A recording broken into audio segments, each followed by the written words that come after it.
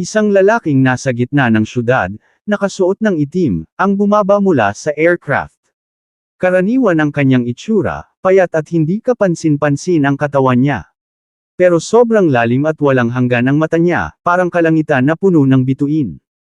Paglabas pa lang niya sa eroplano, agad siyang nakakuha ng malaking atensyon. Maraming tao ang nakaramdam ng kakaibang pagkabalisa at may nagsuggest pa na i-report sa security ng base logistic. Naramdaman niyang masyadong nakakaagaw pansin ang presence niya, kaya medyo nahiya siya. Mas gusto niya talaga na kaunti lang ang makakaalam na nandito siya. Kaya itinaas niya ang kamay at ginamit ang supernatural ability niya. Sa isang iglap, parang nagyelo ang oras at lumubog sa katahimikan ang buong plaza. Pagkatapos ng ilang segundo, bumalik ulit ang ingay. Yung mga nag-uusap tungkol sa eroplano, tuloy lang sa pag-uusap nila na parang walang nangyari. Pero wala sa kanila ang nag-notice sa eroplano o sa lalaking nasa gitnang edad. Naglakad siya patungo sa supply bodega na nakaitim. Sino man ang malapit ng mabangga sa kanya, kusang tumabi. Makinis at tuloy-tuloy ang galaw nila, walang pag-aalinlangan. Ginawang temporary detention area ang waiting hall sa 4th floor ng base logistic. Nandun nakakulong ang mga miyembro ng Church of Destiny kasama ang arsobispo nila. Pakawalan niyo ako. Hindi hahayaan ng mga Diyos na makatakas kayo ng ganoon lang. Tiyak na ihahatid ng dakilang Panginoong Diyos ang kanyang matatapat na followers. Wala kayong makukuhang impormasyon sa amin. Nagpupumiglas at sumisigaw ang arsobispo sa sobrang kawalan ng pag-asa. Sa loob ng hall sa 4th floor. Bukod sa tatlong principal na sina Ling Shuang, Xu Ping, at Jiang Mo, may mga tauhan din mula sa Public Security Bureau na nag-i-interrogate. Ang in-charge ay yung head ng Intelligence Division, Level 5 Psychic Ability User na nasa 40s na. Pawis na pawis siya habang nag-e-explain kay Ling Shuang at sa iba, sobrang tigas ng ulo ng mga tagasunod ng Church of Destiny. Wala kaming nakuha na matinong impormasyon sa kanila. Sige, matagal na kayong abala. Magpahinga na kayo, sabi ni Ling Shuang. Medyo sumimangot siya habang pinapaalis ang mga intelligence officer gamit ang kamay. Inaasahan na niya na mahihirapan sila sa interogasyon ng Church of Destiny members. Pero hindi niya inakalang kahit yung mga pro, hindi rin kaya silang i-handle ng maayos. Lahat kayo mga handle. Kung ako sa inyo, hindi ko sayangin ang oras ko rito. Ngumisi ang arsobispo mula sa loob ng kulungan. Pang-uuyam ang itsura niya. Pero sina Ling Shuang at ang iba, Grandmaster level expert sila kaya hindi sila naapektuhan sa pang-aasar na yun. Sabi ni Principal Jiang Mo, kahit walang magawa ang intelligence, mukhang hintayin na lang natin yung tao mula sa mas mataas na level na mag-i-interrogate. Huwag kang mag-alala, malapit nang dumating yung ipapadala nila, kalmadong sagot ni Ling Shuang. Mahigit 4 na oras na ang nakalipas nang i-report niya ang insidente sa pinakamataas na pamahalaan. Bigla, may matatag na tunog ng mga yabag sa koridor, lumalakas habang papalapit. Kasabay nun, may mahinang pero mapaniil na pressure na bomb alert sa lugar. Nagbago ng konti ang itsura ni Ling Shuang at ng dalawa pa habang tinitingnan nila ang entrance ng hall. Sorry sa pagpapahinti sa inyo lahat. May bahid ng banayad na amusement ang boses habang pumasok ang lalaking nasa gitnang edad na nakaitim. Pagkakita sa kanya, agad na yumuko ng may respeto sina Ling Shuang at ang iba. Director Lu, hindi ko inaasahan na ikaw mismo ang pupunta. Si Lu Yusan ay may A-class mental ability. Ngumiti si Lu Yusan at ikanaway ang kamay. Muling lumitaw ang Church of Destiny pagkatapos ng mahigit 6 na taon. Wala akong choice kundi pumunta mismo rito. Nakahinga ng malalim sina Ling Shuang at ang dalawa pa nang marinig yun. Isa siya sa iilang dosenang ika-9 na ranggo na Martial Saint sa dakilang Shock Kingdom, sobrang taas ng posisyon at authority niya. Sa ganoong level, hindi na sila mag-aalala sa Church of Destiny na nagtatago sa dilim. Lumapit si Lu Yusan sa arsobispo at kalmadong tinanong. Ikaw ba ang pinuno ng Church of Destiny? Habang nagsasalita, ginamit niya ang supernatural ability niya. Yung arsobispo na tahimik kanina, biglang sumagot na parang na-manipulate. Hindi, isa lang akong arsobispo. Ano ang layunin ng operation na patayin lahat ng first-year students ng Freemise at i-announce ang pag-iral ng Church of Destiny? May undercover agents ba kayo sa ibang universities? Ilan? Hindi lang sa Jinchong University. Nagpatuloy sila sa tanong-sagot. Pero pagdating sa crucial questions tulad ng locations ng bases ng church o sino talaga ang boss, nalilito na ang arsobispo at hindi makasagot. Na-alter na ang memories niya kaya hindi niya maibunyag ang sobrang critical info. Pagkatapos ng mahigit 10 minuto, napagtanto ni Luyusan na wala nang makukuhang dagdag na info kaya tinihil na niya ang interogasyon. Pero base sa natutunan nila, hindi ito yung buong sekta ng Church of Destiny. Siguradong may mas malaking conspiracy sa likod nito at malapit nang gumalaw ang mga mastermind. Pag-isip-isip saglit, sinabi ni Luyusan. Iuulat ko ito sa National Supreme Council para sa deliberation. Naniniwala ako na malapit ng ayanunsyo ang mga hakbang laban sa Church of Destiny. Tumanggo ng sabay sina Ling Shuang at ang dalawa pa. Sa intelligence na nakalap natin, mas magiging madali na ang mga bagay mula rito. Tapo na ang part na related sa Church of Destiny. Susunod, pag-usapan natin ang evolution ng supernatural abilities ni Chu Jingming. Tumingin si Luyusan kay Ling Shuang. Principal Ling, nasaan si Chu Jingming?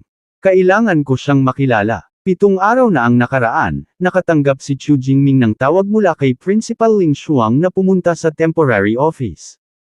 Principal, andito na po ako. Bumukas ang pinto at diretso siyang pumasok. Sa loob, hindi nakaupo si Ling Shuang sa mesa niya. Nakaupo siya sa sofa, hindi pangkaraniwan yun. Pagpasok ni Chu Jingming, tumanggo si Ling Shuang at mahinang sinabi, umupo ka. Walang choice si Chu Jingming kundi umupo sa sofa sa tabi niya. Payagan mo akong ipakilala siya. Ito si Ginoong Luyusan, miyembro ng National Assembly ng Dakilang Shock Kingdom. Kamusta, Chu Jingming? Sa pagkarinig sa kalmado at matatag na boses, biglang napansin ni Chu Jingming na may iba pang tao sa kwarto. Yung presence niya hindi niya napansin pagpasok. Lalaking nasa 40s, nakaitim, kalmado at tahimik ang mukha. Pagtingin nito sa kanya, naramdaman niyang malawak at malalim ito parang starry sky. Parang nawala lahat sa paligid niya. Yung lalaking nakaitim na ito parang pinuno ng lahat ng Diyos, nagdudulot ng pagkalabo at paglubog ng kamalayan ni Chu Jingming sa limot. May mali, nagbago bigla ang itsura niya. Crack, crackle, may kulog na dagandong. Sumabog ang makikinang na gintong kidlat sa katawan niya na galit na galit. Biglang bumalik sa malinaw ang isip niya. Huminga siya ng malalim, puno ng pagkamangha. Tanging ika-9 na ranggo na Martial Saints lang ang qualified sa National Assembly ng Dakilang Shock Kingdom. Dati, kilala lang niya sila sa internet. Hindi niya inakalang sa unang tunay na pagkikita, isang sulyap lang ay sapat na para maparalisa siya. Nakita ni Luyusan ang reaksyon niya, tumanggaw ng bahagya, nag-isip saglit at sinabi, hindi masama. Napakakaunti ng level 3 ability users na makakatagal sa tingin ko. Chu Jingming, napakalakas ng fighting spirit mo. Naipalam na sa akin ni Principal Ling Shuang ang sitwasyon mo. Bagamat sobrang rare ang S-rank abilities, 3 o 4 pa rin ang ipinanganak bawat taon. Pero ang SS rank ay iba. Dahil sa pagtaas ng elemental energy 2 taon na ang nakalipas, wala pang 10 tao sa buong mundo ang nagising na may SS rank supernatural abilities. Karamihan namatay bago umabot sa peak, at yung mga nakaligtas naging tunay na elite ng humanity. Tiningnan niya si Chu Jingming at dahan-dahang sinabi, umaasa ako na magiging isa ka sa kanila sa hinaharap. Bibigyan ka namin ng full support. Siyempre, gaano pa kaganda ang bulaklak sa greenhouse, hindi kaya ang bagyo sa labas. Bukod sa resources, hindi kami magpapadala ng malalakas na figures para protektahan ka habang lumalaki ka. Sa puntong ito, may matalim na kislap sa mata ni Luyusan habang lumalabas ang aura ng ika-9 na ranggo. Ipagkakaluwag ko sa iyo ang isang soul imprint. Kinondensa niya ang maputlang asol na bola na size ng ping-pong ball sa palad niya. Chu Jingming, halika rito. Walang pinigil si Ling Shuang kaya lumapit siya. Isang asol na guhit ang lumabas mula sa kamay ni Luyusan at nawala sa noo niya. Halatang pagod na pagod si Luyusan pagkatapos nun, nahirapan pang ang tumayo. Ang soul imprint na ito ay SS rank mental combat technique na personal kong binuo, at binibigay ko mismo sa iyo.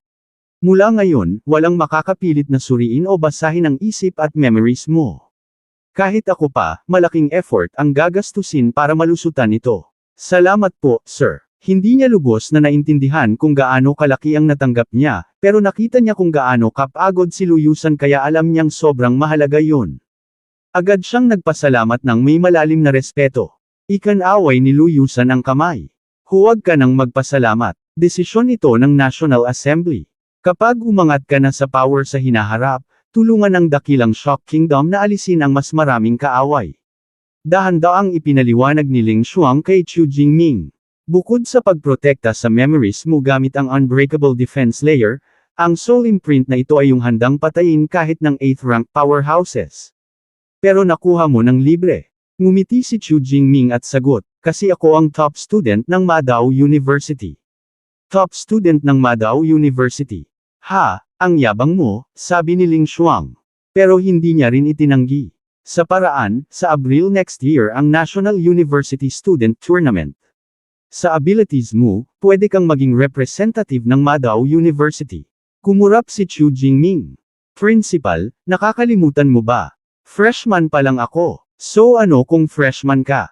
Itinaas ni Ling Xuang ang kilay. Sa current level mo, mahirap na talo ka kahit ng seniors. Tsaka Disyembre pa lang ngayon, may ilang buwan pa hanggang Abril. Sa ganoong tagal, patuloy na tataas ang lakas mo diba? I-reserve namin ang slot para sa iyo next year. Sa narinig na yun, nawala ang pag-aalala ni Chu Jingming at napalitan ng lumalakas na fighting spirit. Excited na siyang makaharap ang malalakas na students mula sa ibang university sa buong bansa. Pagkatapos ng 3 araw, bumalik si Chu Jingming sa Madao University kasama ang iba pang students. Yung mga freshmen, may hinihila na malita, may daladala ng armas, isa-isang lumalabas. Sa gilid ng field, masayang tinawag ni Jiang Soy sina Chu Jingming at Song Chuko. Salamat naman. Ligtas kayong lahat. Nakahinga ng maluwag si Jiang Soy nang makita na walang sugat o problema sila. Ngumiti si Song Chuko at sabi, salamat sa gamot mo. Kung wala yun, maraming problema sana kami sa Ghost Cave. Ipinagmamalaki ni Jiang Soy ang dibdib. Siyempre, ako lang ang makakagawa nun. Nag-reserve na ako ng table sa Chingaho Restaurant. Halika, sabay tayong kumain. Nagtataka si Chu Jingming, libre mo kami, Sister Jiang. Oo, libre ko kayo. Pero sa paraan, dinala mo ba yung rare flowers at herbs na pinapakuha ko? Siyempre, marami akong dala. Pero hindi ko sure kung kaya mo pang hawakan. Si Principal Ling Xuang nasa ere pa rin. Napansin niyang umalis si Chu Jingming kasama ang 2 babae sa baba.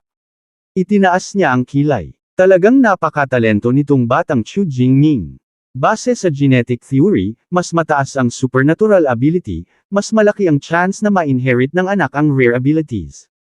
Kaya sa Great Shock Kingdom at iba pang bansa, kahit ano pa ang gender, pinapayagan ng A-rank at mas mataas na magkamaraming asawa. Para magkaroon ng mas malakas na anak at magbuo ng alliances. Sa pag-iisip nun, bumantong hininga si Ling Xuang. Bilang S-rank special ability user, noong college siya, walang makakapantay sa kanya sa parehong edad, lalaki o babae. Kung hindi, hindi pa rin siya single hanggang 30s niya. Pagkatapos ng lunch, kinuha ni Chu Jingming ang iba pang collected flowers at exotic plants at ibinigay kay Jiang Soy. Sa kwarto, pagkakita sa bundok ng rare flora sa sahig, nabigla si Jiang Soy. Hinuberin mo ba talaga ang Ghost Cave ng lahat ng rare flowers at herbs nito? Walang anuman yun, casual na sagot ni Chu Jingming. Hindi naman maraming ability users ang nakakarating sa core area ng Ghost Cave. Kung mas matagal ako roon, baka mas marami pa akong nakuha. Sister Jiang, aalis na ako. Pupunta ako sa resource room para kunin ang S-rank cultivation resources na binigay sa akin ng Jinchong University. Tumayo siya, nagpaalam sa 2 at umalis. Pumasok siya sa resource room, sinamahan siya ng may sobrang respeto sa 4th floor room 4.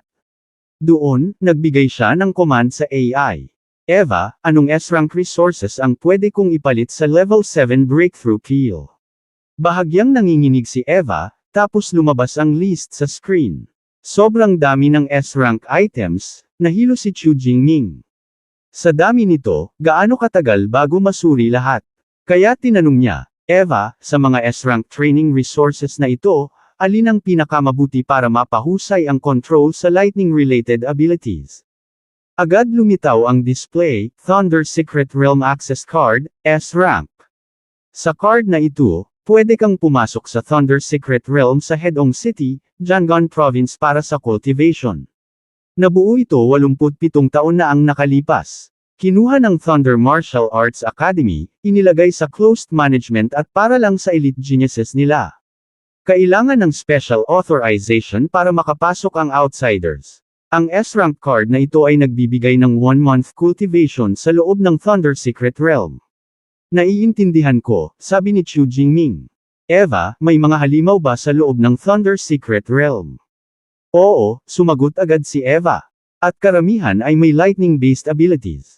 Maganda. Tumango si Chu Jingming. Perfect yun para sa kanya sa winter break na mahigit 1 buwan. Walang pag-aalinlangan, tinawag niya agad ang staff at ipinalit ang Level 7 Breakthrough Peel sa Thunder Realm Access Card. Isang malinaw na asol na langit ang nakalatag sa ibabaw ng Martial Arts Academy, kung saan walang tigil ang pagsasanay ng mga henyo. Nagsimula ang bagong araw sa isang mahalagang notifikasyon mula sa Meteor Club na ipinadala kay Chu Jingming, na nagpaalam sa kanya tungkol sa isang pagtitipon para sa palitan ng club na nakatakda sa hapon ng araw na iyon.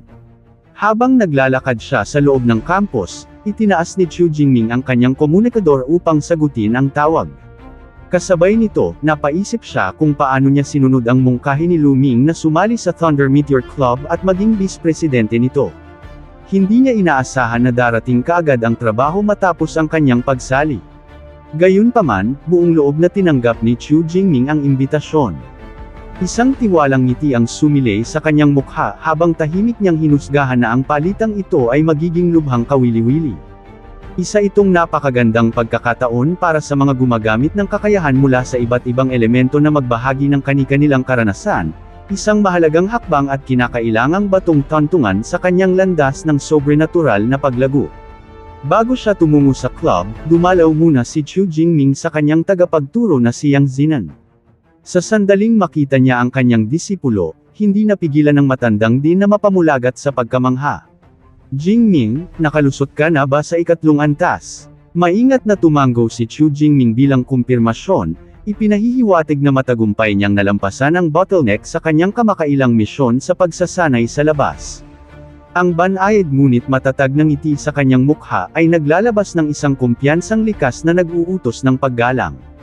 Tinapik ni Yang Zinan ang balikat ng kanyang estudyante, bakas sa kanyang boses ang kawalan ng paniniwala. Namangha siya sa bilis ng pag-unlad nito, wala pa man ang 1 buong semestre. Sa bilis na ito, posibleng ang magtapos si Chu Jingming bilang isang ika-7 ranggong Grandmaster. Upang masuri ng mas malapitan, sabik niyang dinala ang kanyang disipulo sa silid ng pagsasanay. Nais niyang masaksihan mismo kung anong mga kamangha-manghang pagbabago ang naganap sa katawan ni Chu Jingming matapos nitong sumipsip ng banal na dugo. Pagpasok nila sa training hall, agad na inactivate ni Chu Jingming ang kanyang kakayahan. Ang makinang nalilang gintong kidlat ay sumabog sa paligid ng kanyang katawan, naglalabas ng napakalakas na presyong tila pinipiga ang hangin sa buong silid. Nakatuon ang tingin ni Yang Zinan sa mga arko ng kidlat. Ngunit sa sandaling mapansin niya ang kakaibang anyo nito, biglang nagbago ang kanyang ekspresyon. Hindi tama, ang ordinaryong Heavenly Purple Divine Lightning ay dapat bluish purple. Bakit nagbago ang kulay ng sayo? Maingat na ipinaliwanag ni Chu Jingming na ang kanyang kakayahan ay nag-evolve na sa Sulfur Monosulfide rank, at tinawag na ngayon bilang Heaven Overthrowing Divine Thunder. Ang balitang iyon ay tumama sa isipan ng matandang din tulad ng isang malakas na kulog. Direktang ebolusyon mula S-rank patungong Sulfur Monosulfide rank, bulong ni Yang Zinan sa matinding pagkabigla. Noon niya lubos na naunawaan kung bakit sinabi ni B Principal Ling Shuang na magdadala si Chu Jingming ng isang napakalaking sorpresa. Ngunit hindi lamang ito basta sorpresa, ito ay isang ganap na pagkabigla. Matapos ang ilang sandali ng katahimikan, naging seryoso ang tono ni Yang Zinan habang pinaaalalahanan si Chu Jingming na ang mga kakayahan sa Sulfur Monosulfide rank ay napakahirap kontrolin at mangangailangan ng mas maigting na pagsasanay. Tumango si Chu Jingming bilang pagkilala at nagtanong tungkol sa mga kinakailangang paghahanda para sa kanyang nalalapit na paglalakbay sa Thunder Secret Realm. Sumang-ayon si Yang Zinan na, Iyon ang perpektong lugar para sa pagsasanay ng mga kakayahang may kaugnayan sa kidlat. Gayunpaman, bago pumasok sa detalye, hiniling niya kay Chu Jingming na i-activate ang kanyang Thunder Extreme State upang masuri ang kasalukuyang kalagayan ng kanyang pisikal na lakas. Ngumiti si Chu Jingming, kumislap ang determinasyon sa kanyang mga mata, handa na siyang ipakita ang buong resulta ng kanyang pagsasanay. Isang malakas na alon ng presyon ang kumalat palabas. Sa isang iglap, pumasok si Chu Jingming sa Thunder Extreme State. Tumayo ang kanyang buhok, at ang kanyang buong katawan ay nababalot ng nagliliyab na gintong kidlat, marilag at kahanga-hanga, tila isang Diyos ng kulog na bumaba sa mundo ng mga mortal. Ang sumasabog na aura ay nagpaangat ng respeto ni Yang Zinan. Paulit-ulit siyang tumango habang pinupuri ang kanyang disipulo. Ayon sa kanyang pagsusuri, ang pundasyon ng undestructible body ni Chu Jingming ay umabot na sa itaas na eselon ng ika-8 antas. Kahit bahagyang nagtataglay ng aura ng bloodline ng isang Beast Emperor, lihim na namangha si Chu Jingming sa bagong antas ng kapangyarihan na kanyang nadarama. Ngayon niya lubos na naunawaan kung bakit, gamit lamang ang pisikal na lakas, nagawa niyang harapin ang isang S-rank powerhouse gaya ni Chiron. Inutusan siya ng Din na magpahinga sandali. Plano nitong magpatawag ng isang kalaban upang makasali si Chu Jingming sa isang tunay na labanan. Sa pamamagitan lamang ng aktwal na sagupaan maaaring tumpak na masuri ang kanyang kasalukuyang kalagayan. Sa pagmamasid sa papalayong figure ng kanyang disipulo, napaisip ng malalim si Yang Zinan. Napagtanto niyang maging ang iba pa niyang mga estudyante, kahit si Tang Shu, ay hindi na angkop na kalaban para kay Chu Jingming. Ang junior na ito ay tuluyan ng lumagpas sa kanila. 10 minuto ang lumipas. Pinangunahan ni Old Fu ang isang tao papasok sa loob ng training hall. Narito na siya, maikling anunsyo nito, habang umalangaw-ngaw ang mabibigat na yabag sa sahig na bato. Ang bagong dating ay si Jiang Dan, isang ika-4 na taong estudyante na may malaking pangangatawan at nakaumbok na mga kalamnan. Halatang hindi siya mapalagay, lihim na nagtataka kung anong pagkakamali ang nagawa niya upang ipatawag ng Din sa ganitong oras. Tumawa si Yang Zinan at pinayapa siya, ipinaliwanag na nais lamang niyang magsagawa ng isang tunay na labanan sa pagitan ni Jiang Dan at ng kanyang disipulo, gamit lamang ang purong pisikal na lakas. Napakamot ng ulo si Jiang Dan sa pagkalito at sumulyap kay Chu Jingming. Tinanong niya kung hindi ba ito sobra, isang ika-4 na taong senior laban sa isang freshman. Ngunit simple lamang ang sagot ng Din, ibigay ang lahat ng makakaya. Nabunutin ng tinik si Jiang Dan. Pumutok ang kanyang mga buko habang kumakalat ang tiwala sa kanyang mukha. Para sa kanya, ito ang perpektong pagkakataon upang patunayan na ang karanasan at ranggo ng isang senior ay hindi madaling matabyunan. Sa malayo, tinanong ni Yang Zinan si Old Fu kung sino ang inaakala nitong mananalo.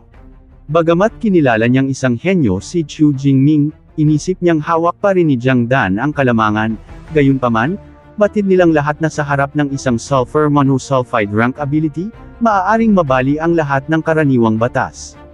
Walang patumpik-tumpak, nagpakawala si Jiang Dan ng isang malakas na ungol at inactivate ang kanyang A-rank Beast-type ability, Ashen Deer Wolf.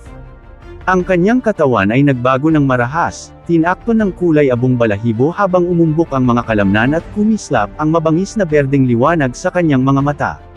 Isang mabigat na presyon ang bumalot sa paligid. Sa paniniwalang S-rank lamang ang kakayahan ng kanyang kalaban, nagpasya si Jiang Dan na magpigil, isang pagkakamaling agad niyang pagsisisihan. Junior, brother, mag-ingat ka, sigaw niya habang inilulunsad ang isang malakas na suntok. Isang dumadagandong na pagsabog ang umalingaw nang tumama ang atake. Umakyat ang alikabok, ngunit si Chu Jingming ay nanatiling nakatayo, tila walang nangyari. Lumaki ang mga mata ni Jiang Dan sa pagkabigla. Pakiramdam niya'y para siyang sumuntok sa bakal. Siya ang napaurong. Hindi makapaniwala si Jiang Dan. Sa kabila ng kanyang lakas at enhancement, siya ang pinatris. Samantala, kalmado lamang nang ngumiti si Chu Jingming. Unti-unting bumuo ang pawis sa noo ni Jiang Dan. Napagtanto niyang lubha niyang minamaliit ang kalaban. Sa isang galit na ungol, muli siyang sumugod, ngunit sa bawat pag-atake, nanatiling kontrolado si Chu Jingming, binabasa ang bawat galaw na parabang nasa loob ng kanyang mga kalkulasyon. Ang palitan ay naging isang nakamamatay na laro ng bilis at lakas. Mabilis na sinuri ni Yang Zinan ang laban at napagtanto na ang sirkulasyon ng dugo ni Chu Jingming ay 1.3 beses na mas mabilis kaysa kay Jiang Dan, isang hindi kapani-paniwalang numero para sa isang freshman. Nang masiguro niyang sapat na ang pag-init, pinayagan niya si Chu Jingming na i-activate ang Thunder Extreme State. Agad na nanlumo si Jiang Dan. Habang sumasabog ang mga arko ng kidlat sa paligid ni Chu Jingming, bumaba ang isang pandurog na presyon. Pinawisan siya ng malamig. Chu Jingming, pwede bang dahan-dahan? Pakiusap niya. Ngumiti lamang si Chu Jingming. Ang kidlat sa kanyang mga mata ay malinaw na nagsasabing hindi ito isang simpleng sesyon. Makalipas ang ilang minuto, natapos ang laban. Bumagsak si Jiang Dan sa sahig, hingal na hingal at basang-basa ng pawis. Maingat na iniabot ni Chu Jingming ang isang recovery potion at pinasalamatan siya. Kung may magsabi pang peke ang reputasyon mo, hingal ni Jiang Dan, ako ang unang susumpa sa kanila. Habang nagmumuni si Yang Zinan, tumunog ang komunikador ni Chu Jingming. Si B. Principal Ling Shuang ang tumawag, dumating na ang mga kinatawan mula sa Jing University, dala ang orihinal na maneskrito ng S-rank top-tier technique na Thunder God Finger. Inutusan siyang magtungo agad sa skill library. Bago pa man makapag-react si Chu Jingming, isang makinang na special vortex ang biglang sumabog sa harapan niya. Ang espasyo ay tila napunit habang umiikot ang mga spiral ng liwanag. Mula sa loob nito, marahang humakbang palabas si Vice Principal Ling Shuang, elegante ang tindig at suot ang isang kapansin-pansing pulang kasuotan na lalong nagbibigay diin sa kanyang awtoridad. Ito ang kapangyarihan ng isang space-type Grandmaster, isang presensya na agad nagpatigil kay Chu Jingming sa kanyang galaw. Magiliw na ngumiti si Vice Principal Ling Shuang habang inilapag niya ang isang kamay sa balikat ng talentadong estudyante. Sa sandaling iyon, nagsimulang bumalot sa kanilang dalawa ang mga daloy ng espesyal na spatial energy, misteryoso, tahimik, ngunit ramdam ang matatag at nakakatakot na katatagan nito. Malinaw na ang isang napakabilis na teleportation ay magsisimula na. Sa ilalim ng nagtatakang mga mata ni Jiang Dan at Old Fu, ang dalawang figure ay unti-unting natunaw sa kawalan sa gitna ng umiikot na liwanag. Sa isang kisap mata, nilamon sila ng special teleportation, inilabas mula sa training hall at dinala diretso patungo sa isang mahalagang pagpupulong kasama ang isang kilalang panauhin mula sa Jing University. Isang special vortex ang muling bumukas, ngayon ay sa loob ng isang marangyang silid na tahimik at elegante ang disenyo. Mula rito ay humakbang palabas sina Chu Jingming at Vice Principal Ling Shuang. Sa loob ng silid, may isang lalaking nasa katanghaliang edad ang kalmadong nakaupo sa sofa. Simple ang kanyang postura, ngunit ramdam ang lalim ng kanyang lakas. Siya ay si Chen Lin. Ang biglaang paglitaw nila sa pamamagitan ng teleportation ay hindi man lang nagpakita ng kahit kaunting gulat sa kanyang mukha. Mula sa kanyang mga mata ay makikita ang kumpiyansa ng isang tunay na eksperto. Mabilis na ipinakilala ni Vice Principal Ling Shuang si Chu Jingming sa panauhin, ipinagmamalaki siyang isang S-rank genius mula sa Modo University, isa sa mga pinakamahusay na estudyanteng kasalukuyang taglay ng institusyon. Puno ng pagmamalaki ang kanyang tingin habang binabanggit ang mga tagumpay ng kanyang estudyante. Magalang na yumukod si Chu Jingming. Pagbati po, Guru Chen. Binalik ni Chen Lin ang pagbati gamit ang isang banayad ng ngiti at isang nagpapatibay na tango. Ang kalmado at pagpapakumbabang asal ni Chu Jingming ay agad nag-iwan ng napakagandang unang impresyon sa kanya. Ipinaliwanag ni Vice Principal Ling Shuang na si Chen Lin ay isang 7th level lower stage Grandmaster mula sa Jing University, isang tunay na master at isa sa mga pinakamahusay na gumagamit ng top-tier technique na Thunder God Finger. Mananatili siya sa academy sa loob ng kalahating buwan upang personal na gabayan si Chu Jingming at ibahagi ang kanyang napakahalagang karanasan sa martial arts path na ito. Lihim na namangha si Chu Jingming sa ipinakitang pagbubukas palad ng Jing University. Hindi lamang nila ipinadala ang orihinal na manual ng Thunder God Finger, nagpadala pa sila ng isang Grandmaster mismo. Magalang na ikinapit ni Chu Jingming ang kanyang mga kamay kay Chen Lin at nagsabing sa susunod na 2 linggo, tiyak na madalas niya itong guguluhin upang mas mapabuti ang kanyang lakas. Tumawa si Chen Lin at iwinaksi ang kanyang kamay, sinabing huwag na siyang maging formal. Ipinaliwanag niya na siya at si Principal Yang Zinan ay matagal nang magkakilala. Idinagdag pa niya na kung sakaling may mga tanong si Chu Jingming tungkol sa kanyang mga kakayahan, malaya siyang pumunta diretso sa tirahan ni Principal Yang anumang oras. Habang lumilipas ang oras, unti-unting bumaba ang takip silim, binabago ang buong lungsod sa isang makinang na gintong kulay. Samantala, sa punong tanggapan ng Meteor Club, ang kapaligiran ay naging seryoso at tensyonado. Isang mahalagang pagpupulong ang malapit ng magsimula. Nagmadaling itinulak ni Chu Jingming ang mga pintuan ng conference room. May bahagyang bakas pa ng pagod sa kanyang mukha. Habang kinakamot ang kanyang ulo, ngumiti siya nang may paghingi ng paumanhin at ipinaliwanag na nahuli siya dahil sa sunod-sunod na hindi inaasahang pangyayari sa araw na iyon. Pagpasok niya, sinalubong siya ng isang mainit at sabayang pagbati. Vice President. Umalangaw-ngaw ang chorus ng mga boses, dahilan upang bahagyang matigilan si Chu Jingming. Sumulyap siya sa maluwag na silid, lihim na namangha sa dami ng mga miyembro ng kilalang club na ito. Naglakad siya patungo sa mga upuang nakalaan para sa pamunuan, kung saan naghihintay ang isang binatang lalaki, si Leon Jing, isa sa mga pangunahing haligi ng Meteor Club. Hindi maitago ni Leon Jing ang kanyang inggit habang pabirong binabanggit ang napakabilis na pag-unlad ni Chu Jingming. Sa ganitong bilis, baka raw balang araw ay maging susunod na presidente ng club ang freshman na ito. Ngumiti lamang si Chu Jingming at iwinaksi ang biro. Sa ngayon, iisa lang ang nasa isip niya, ang tunay na layunin ng emergency meeting. Biglang naging seryoso ang ekspresyon ni Leon Jing habang binabanggit ang Heaven's Mandate Sect. Ipinaliwanag niya na ang misyon ay kinasasangkutan ng paghahanap sa mga natitirang labi ng sekta matapos ang walang awang pag-atake nito sa pinagsamang puwersa ng mga freshman mula sa 3 pangunahing unibersidad. Isa itong hindi mapapatawad na provocation. Tinanong niya kung handa si Chu Jingming na harapin ang ganitong klaseng mapanganib na hamon. Agad na naging malamig ang mga mata ni Chu Jingming. Sumabog ang kanyang fighting spirit, parang kidlat na nagising mula sa pagkakatulog. Siyempre, kukunin ko yan, sagot niya ng walang pag-aalinlangan. Sino mang naglakas loob na sakta ng kanyang mga kaibigan at kapwa estudyante, hinding-hindi niya palalagpasin. Isang malawakang paglilinis laban sa Heaven's Mandate Sect ang malapit ng magsimula.